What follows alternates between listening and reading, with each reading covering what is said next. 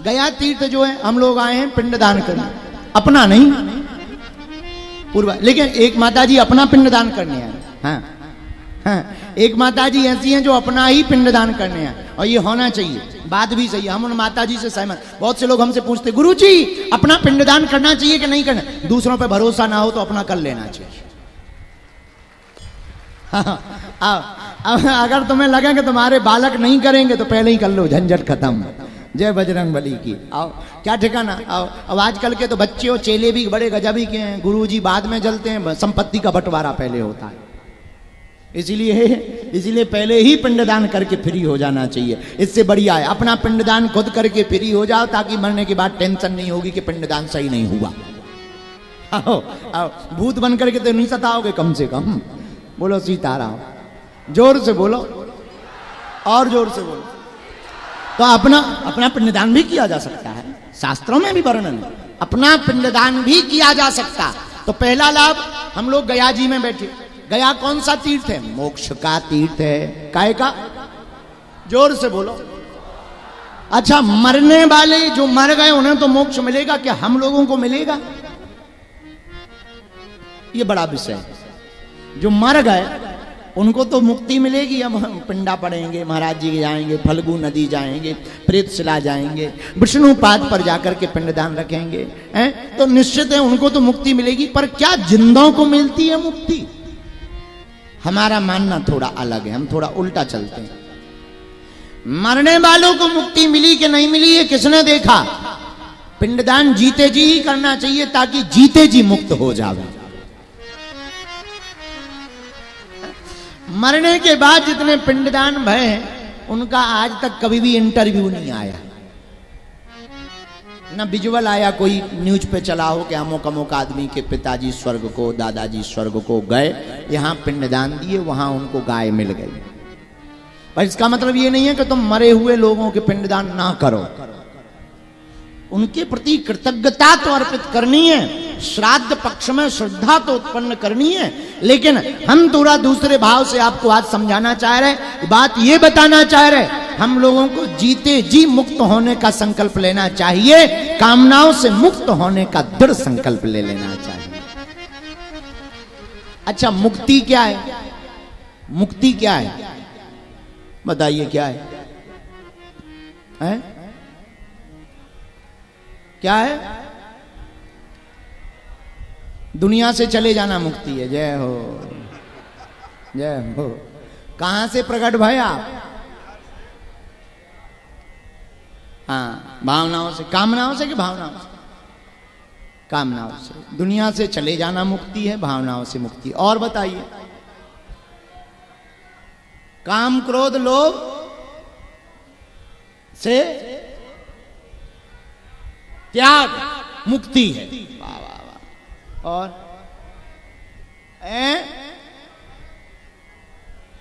अच्छा, कामनाओं से मुक्ति मुक्ति। मोह माया से, गजब के आदमी हो, मोह माया से मुक्ति पाने आए हो, एसी हॉल में बैठे हो। देखो धन्य है प्रभु, क्या गजब के आदमी है, इन्हें शर्म नहीं आती अपने मन से। बताइए, स्विमिंग पूल में ये तैर रहे हैं रोज, मोह माया से इनको मुक्ति चाहिए। जय हो प्रभु, जय हो। नहीं, ठीक है ठीक है। कहाँ के, बिहार के हो क्या? हाँ तो ठीक है। हाँ, क्या है मुक्ति? भक्ति, भक्ति मुक्ति है। वाह, धन्य है।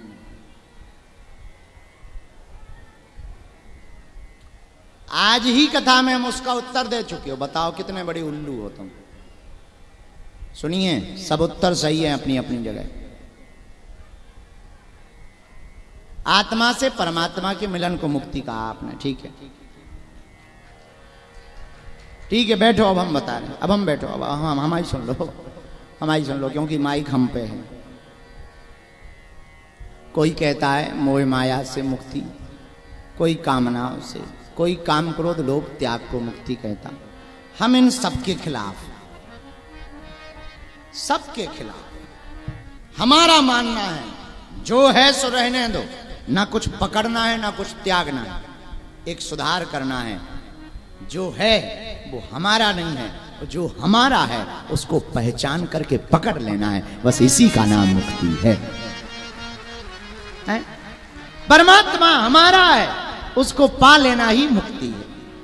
अच्छा, त्याग तुम सकते नहीं। हम जैसे ये कह रहे भाई साहब मोह माया से, ठीक है मोह माया से तो पहले नंबर तो तुम कपड़े ही नहीं उतारो, ये भी मोह माया है। अब तुम स्विमिंग पूल में तैर रहे हो रोज, आज तुमने काजू की पनीर खाई और तुम कह रहे मोह माया से मुक्ति। ये तो वही वाली बात हो गई, 11 लाख दक्षिणा लेकर के फिर माया छोड़ने के प्रवचन सुनाए जाए।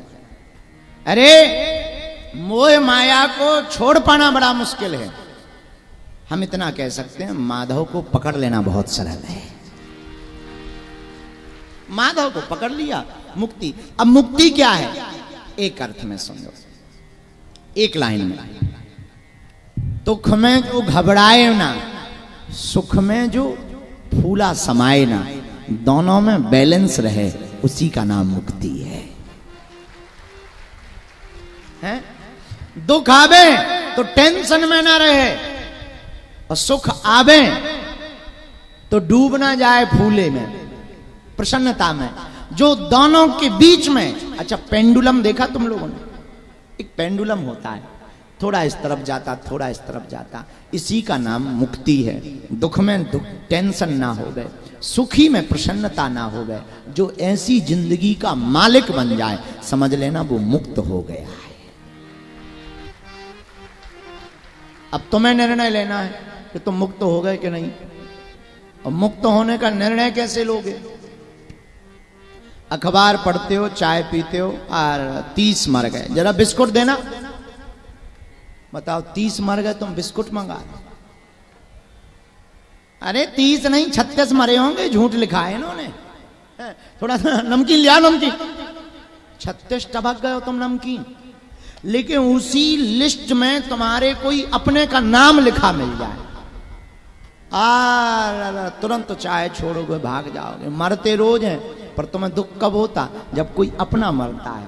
इसका एक उपाय है, ऐसी परिस्थिति में भी जब तुमको दुख ना होवे और भयंकर पैसा प्राप्त होने में भी तुमको अति सुख ना होवे, जब बीच का बीच बने रहो, समझ जाना तुम कामनाओं से मुक्त हो चुके हो, तुमने मुक्ति पा ली है। अच्छा, है ये बड़ा कठिन काम पर बड़ा सरल भी है। बोलो सीताराम। उसके लिए हम एक गीत हमेशा गाते थे, सुख भी मुझे प्यारे।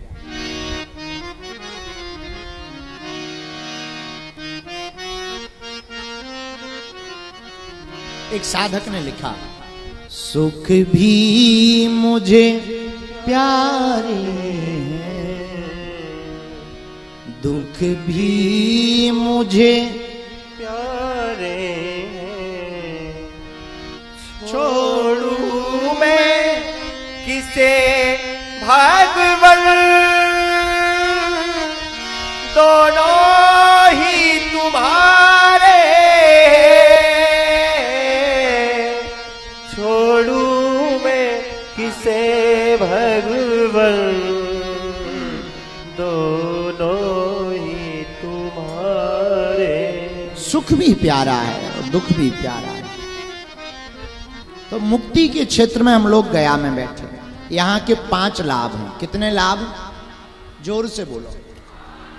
पहला लाभ, तीनों ऋणों से मुक्ति मिलती। कौन कौन ऋण?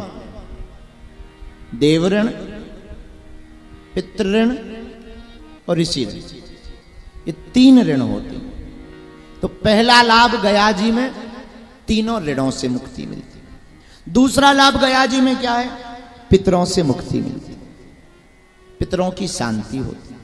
तीसरा लाभ गया जी में क्या है? तीसरा लाभ है पुत्रता साबित होती। ये बड़ा अच्छा लाभ है, पुत्रता। पुत्र कौन है? जिस पुत्र ने माता पिता को प्रसन्नता दी हो, माता पिता के पिंडदान के कार्य को अपने विधिवत रूप से पूर्ण संपन्न किया गया हो, किया हो, उसी को पुत्र कहा जाएगा। ये भी बड़ा अद्भुत लाभ है। तो ये तीसरा लाभ है कि आपको पुत्रता साबित होगी। आज जितने भी लोग यहाँ बैठे हैं, आपके पूर्वज ऊपर बैठे बैठे धन्य मना रहे होंगे। हमारे वंश में एक बेटा बेटी ऐसा जाया है जिसने गयाजी में आकर के हम लोगों के निमित्त पिंडदान करवाया है। चौथा लाभ अश्वमेध यज्ञ जैसा समान पुण्य गयाजी में आकर के पिंडदान करने का प्राप्त होता है। और पांचवा लाभ हम अपने पितरों के प्रति कृतज्ञता जाहिर करके ये तय कर लेते हैं कि जो संस्कार हैं आज भी हमारे अंदर जिंदा है। ये गयाजी के 5 लाभ। लेकिन एक बात है, गयाजी आकर के अगर हमने अपने पितरों के निमित्त में कृतज्ञता ज्ञापित नहीं की, श्रद्धा अर्पित नहीं की, तो थोड़ा सा एक बार विचार करना, क्या आपने जिस वंश में जन्म लिया उसके लिए कुछ किया? जिस वंश में कुल में आपने जन्म लिया उसके लिए अगर आपने कुछ नहीं किया तो आपने फिर कुछ भी नहीं किया।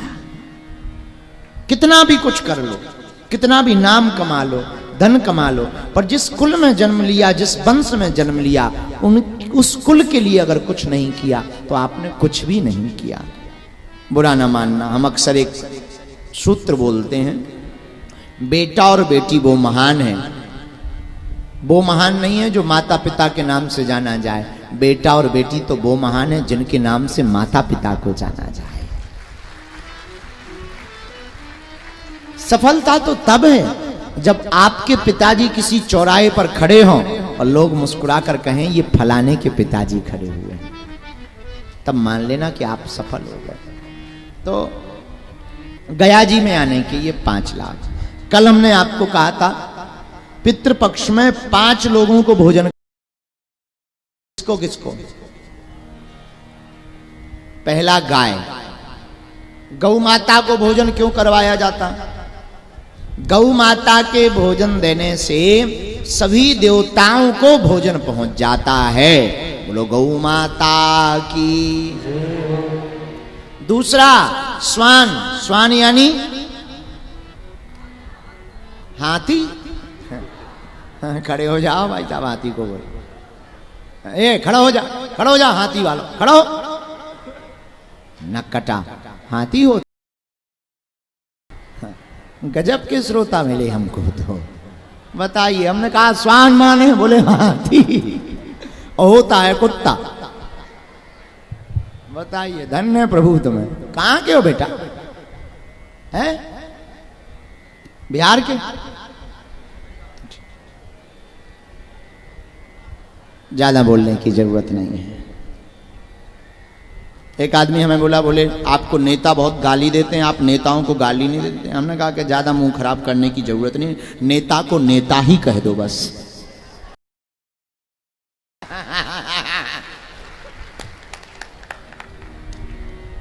हो गया काम।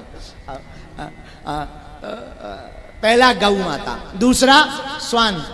अच्छा, स्वान को भोजन क्यों दिया जाता है पितृपक्ष में? यमराज के मार्ग को यमराज के मार्ग का अनुसरण करता है। यमराज के पास जो मार्ग अनुसरण करते 2 कुत्ते, साम और सबल, 2 कुत्ते हैं।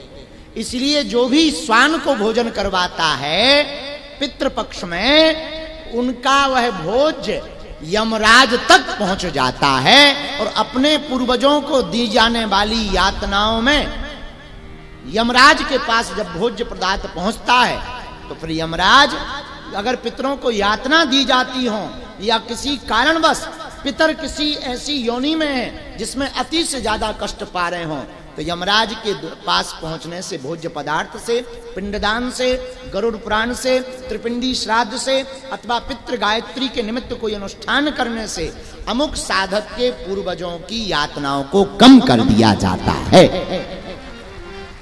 तीसरा भोजन किसको दिया जाता है? काक। काक माने क्या होता है? हाँ ठीक है, तुम लोग जो है डायनासोर मत बोल दें, कोई ठिकाना नहीं है डायनासोर। तो काक माने होता है कौवा। कौवा को क्यों भोजन दिया जाता है?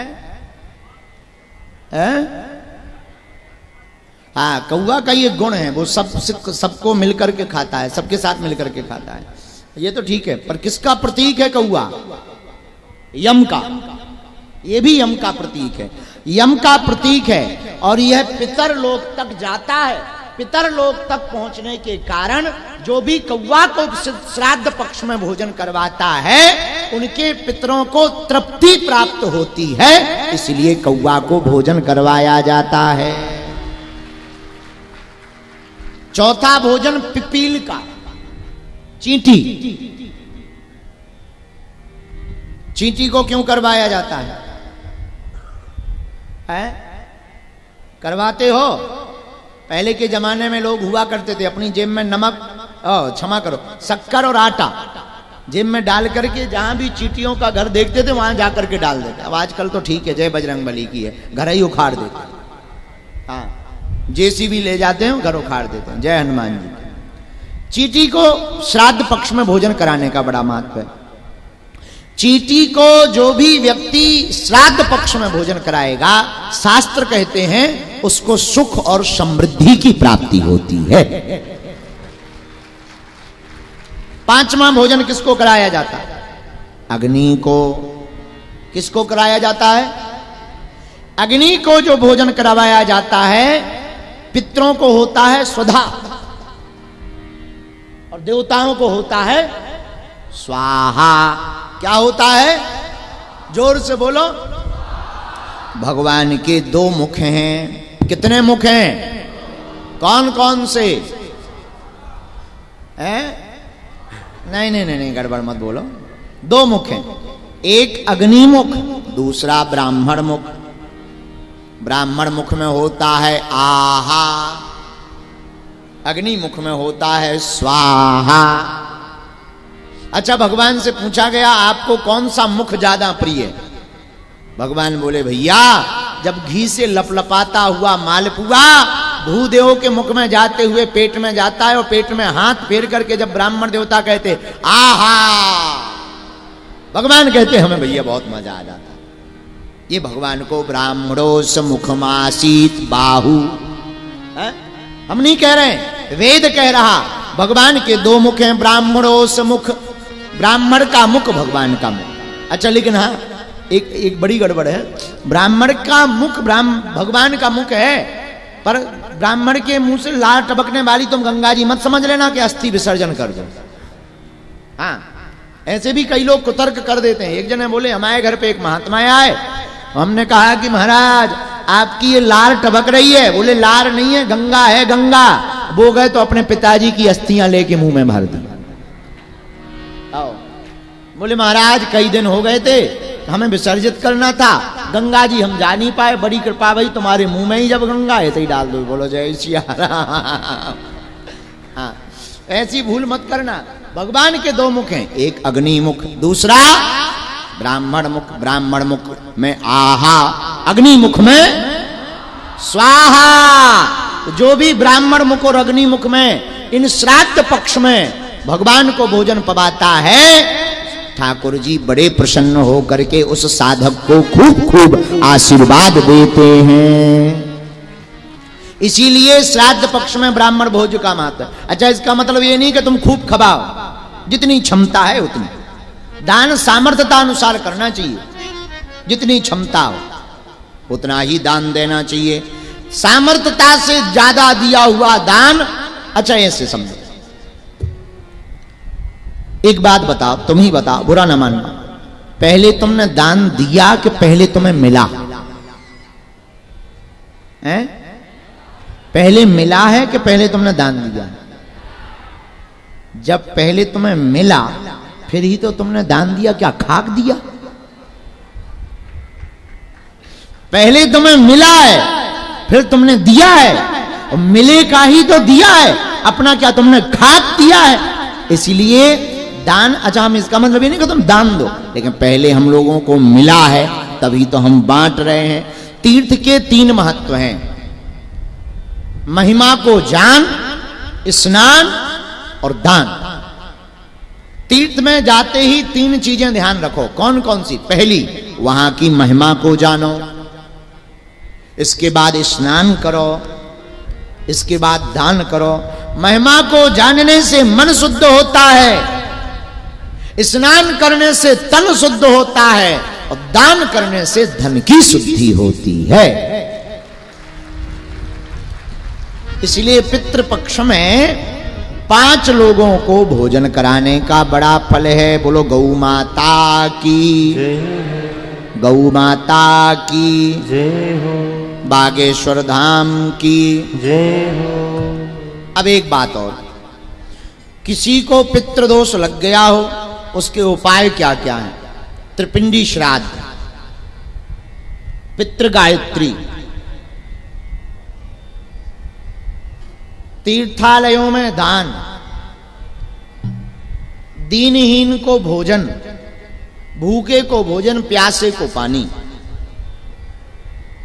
गरुड़ पुराण का पाठ, श्रीमद् भागवत कथा का मूल पारायण।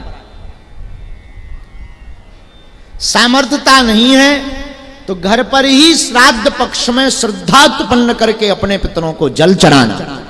इन 6 कामों में से कोई एक करोगे तो भी पितरों की कृपा तुम पर हो जाएगी, और पितृदोष से शांति मिल जाएगी। बोलो सीताराम, जोर से बोलो, और जोर से बोलो। इसलिए हनुमान जी से प्रार्थना करो, जय जय जय हनुमान, कृपा करहूं। हे हनुमान जी, हमारे सभी पूर्वजों की हम पर कृपा होवे, सभी पूर्वजों को शांति मिले। सब लोग पितृ देवताओं को प्रणाम करो। ओम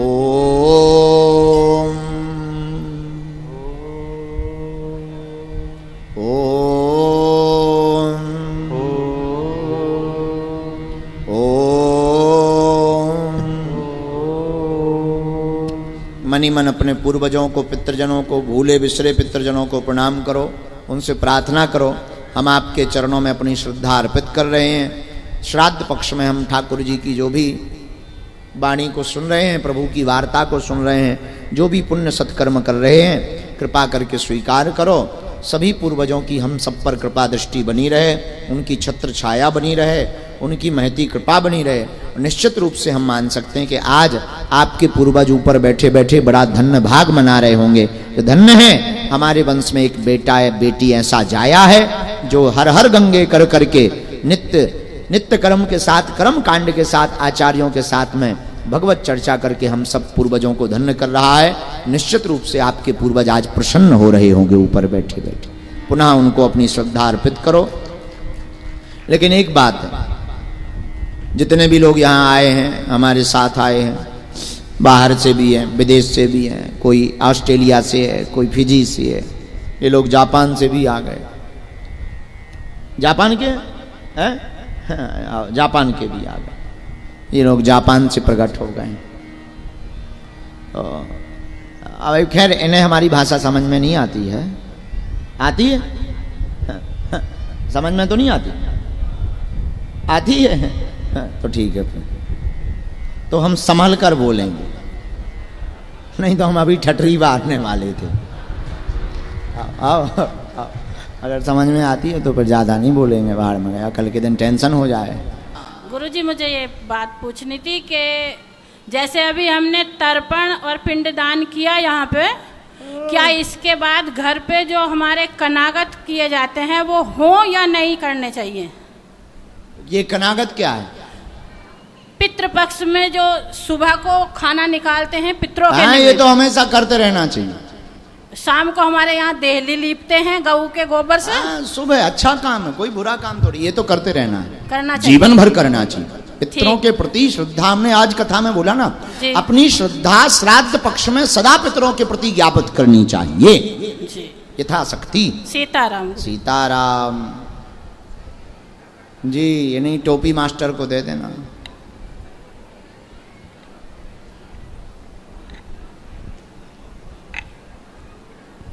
गुरुजी चरण स्पर्श। आशीर्वाद। गुरुजी मेरी एक इच्छा है, आपके चरण स्पर्श करने की क्या सौभाग्य प्राप्त हो सकती है? आज तुम चरण स्पर्श कह रहे, कल तुम हम गले दबा भी हैं इच्छा जाहिर करो हैं? ऐसा कोई कभी ठिकाना नहीं हो थोड़ी है। सकता है। बागेश्वर धाम भी गए थे तो नहीं कर पाए आपसे मुलाकात।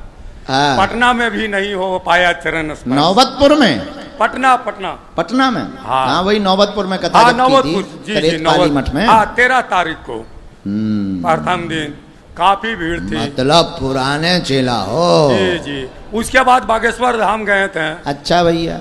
और ठीक उसके है। बाद आज आप तीसरी बार आप चरण स्पर्श करने की इच्छा है। काश मेरी इच्छा पूरी हो जाए। हमारी हो ना हो तुम्हारी तो हो ही जाएगी। तो जाते समय आ जाइयो आगे, ठीक है? अब आगे आके बैठ जाओ।